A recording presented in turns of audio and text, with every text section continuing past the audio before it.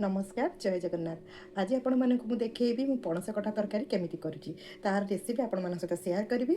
आपण माने वीडियोटा को मोर आरंभ शेष जाए देखंतु आ जमा भी स्किप करेनि। आ जदि वीडियोटी आपण मानक भल लागला ताले लाइक कमेंट आ शेयर करिया।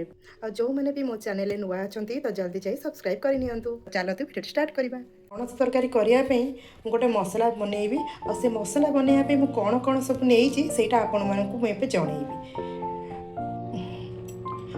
किसी अदा को मुझे काटी फास्टे तापर रसुण नहीं 10-12टा खंडे नहीं तापर 2टा कंचा लंका नहीं आउ पियाज नहीं फाड़े तापर 2टा गुजराती आउ डालचीनी नहीं यहाँ मुझे नहीं मसला माने पेस्ट मसला पेस्ट बनवाई जोटा कि मो तरकारी मो दरकार हम तापर मु आलू नहीं माने पणस कठारे माने आलू टिके पकड़े आउ टिके मांस तरकारी वाला टेस्ट आसी बोली मु आलू नहीं आउ टमाटो नहीं तो चलतु मु तरकारीटा केमिति करिवि सेटा आपण मानकु ए वीडियो माध्यम जनइबि।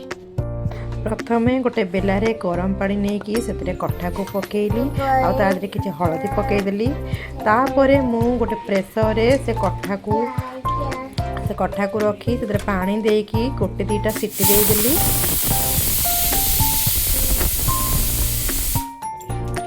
देखु गोटे जगार मु पणस को काढ़ी कहीं जिते तेल आम पणस को भाजवा से पणस ठंडा होता दरकार कहीं जब गरम हो गरम थिला बेले आम जब भाजवा ताले से गुड़ाक माने छिंडी जीव जोटा भांगी जीव जोटा कि भल लगे से मुझे गोटे जगार बाहर कर किसी समय छाड़ी ठंडा हाँपाई मुझे तेल भाजी।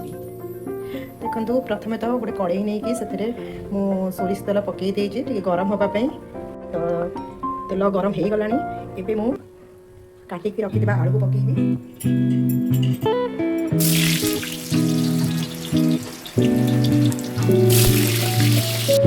आलू पकई सारी तापर टिके नाको लूण पकई देबे।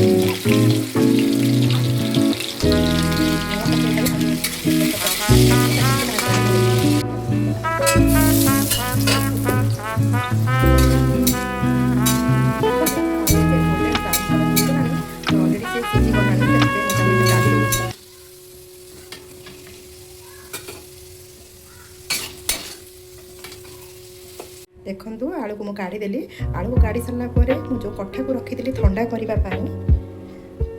पकईबी भाजवाई। देखो पणस कठा भाजी हो गला तो मुझे गोटे प्लेट काढ़ी दूसरी।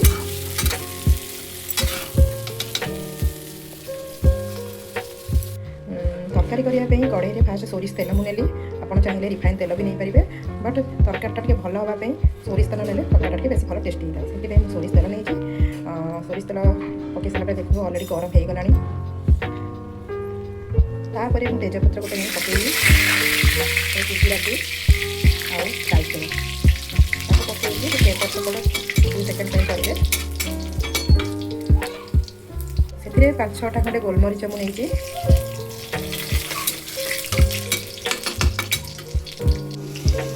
काटिकी रखी फाड़े पियाज को पकईकी एपट सेपट कर हल्का ब्राउन हवा जाए तापर से हल्का लंका गुंड माने जी राग खाई पारे से अनुसार पकईबे तापर हल्का हलदी पकई सारा किसी समय कर सारा मसला पकईबे बेसी समय छाड़ी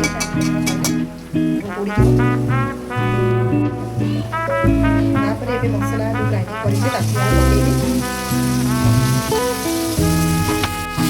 पकई सारा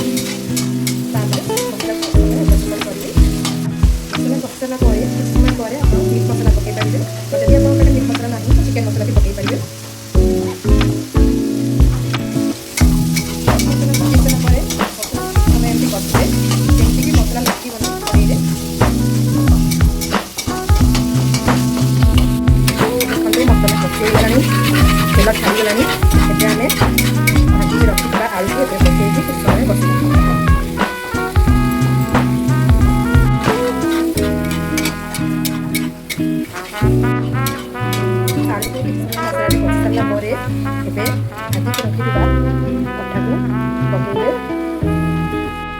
ଅଟାକୁ ପକାଇ ସାରିଲା ପରେ ମସଲାରେ କିଛି ସମୟ କଷିବେ।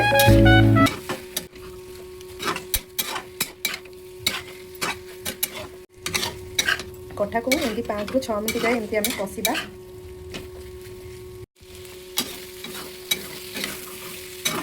ପଣସ କଠାକୁ ଏମିତି 5 ରୁ 6 ମିନିଟ୍ ଯାଏ କଷି ସାରିଲା ପରେ ଆମେ ଏବେ ପାଣି ଦେଇଦେବା। ଆଉ ମନେ ରଖନ୍ତୁ, ଆପଣ ତରକାରୀକୁ ଯେତିକି ଗ୍ରେଭି କରିବାକୁ ଚାହିଁବେ ସେଇ ଅନୁସାରେ ପାଣି ଆପଣ ଦେବେ। ପାଣି ଦେଇ ସାରିଲା ପରେ ଆମେ ଏବେ 5 ମିନିଟ୍ ଯାଏ ଫୁଟିବା ପାଇଁ ଛାଡ଼ିଦେବା। ଦେଖନ୍ତୁ ତରକାରୀ ମୋର ହେଇଗଲାଣି। ଝୋଳ ବି ମୋର ଯେତିକି ଦରକାର ଥିଲା ସେତିକି ହେଇଯାଇଛି। ତ ଏବେ ମୁଁ କାଟିକି ରଖିଥିବା ଧନିଆ ପତ୍ର ଉପରେ ଟିକେ ପକାଇଦେବି।